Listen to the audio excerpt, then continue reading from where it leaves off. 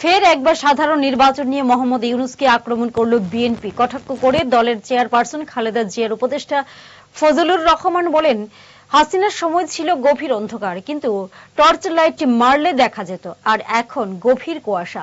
দুটো লাইট জ্বালালেও গাড়ি চলতে চায় না।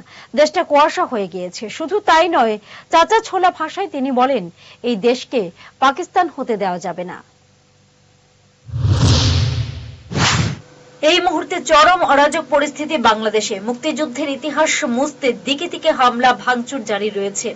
অত্যাচারিত হিন্দু সহ অন্যান্য সংখ্যালঘুরাও, বিপন্ন গণতন্ত্র, জিনিসপত্রের দামও আকাশ ছোঁয়া। দেশের এই সার্বিক পরিস্থিতি নিয়ে এক জনসভায় গতকাল ফজলুর রহমান বলেন, ইউনূস সাহেব, দেশটা কুয়াশা হয়ে গেছে। আপনার কাছ থেকে মানুষ এটা আশা করে না। এই দেশে সর্বপ্রথম হবে পার্লামেন্ট ইলেকশন। চক্রান্ত কইরেন না, চক্রান্ত করা ভালো না।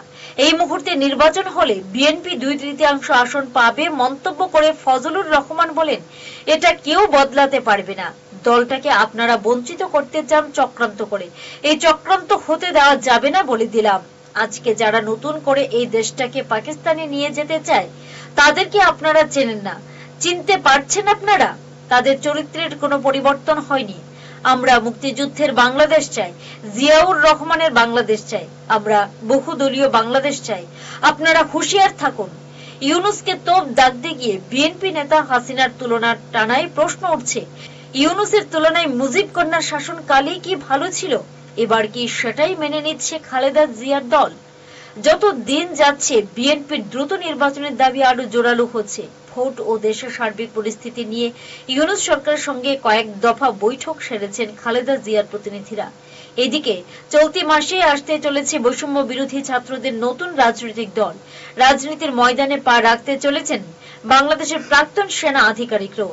তারাও শীঘ্রই নতুন দলের ঘোষণা করবেন। ফলে সকলেই রাজনীতির ময়দানে নামার জন্য আটঘাট বেঁধে নামছে। Bureau report, headlines Tripura national.